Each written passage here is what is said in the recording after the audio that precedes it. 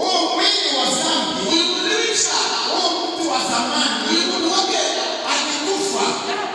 Sasa tutakuwa watu wapya ndani ya Kristo.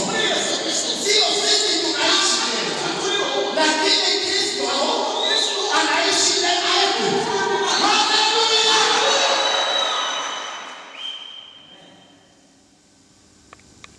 Tunatarajia maneno ya Yesu. Tunategemea maneno ya Yesu.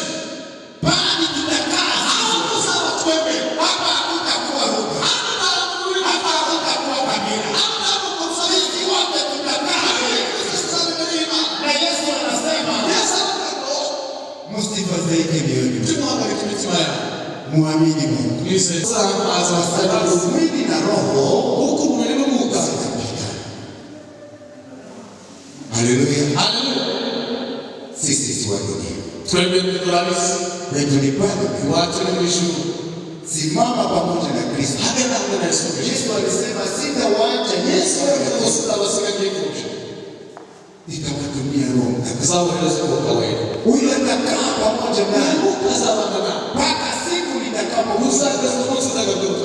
Huyo Roho ndiye anatutofautisha. Kwa sababu akati anakaa ndani yetu. Yeye anatuongoza. Yeye anatupa nguvu. Yeye anatujulisha maneno ya Mungu.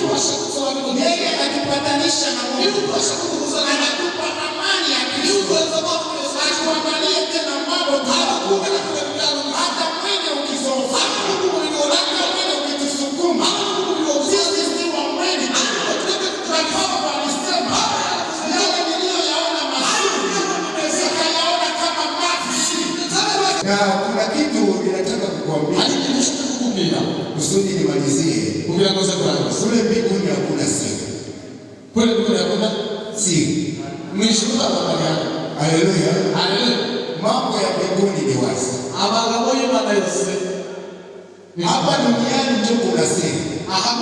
Kwa sababu sisi tunaona sura tuone roho. Lakini mbinguni itakuwa ya kiroho.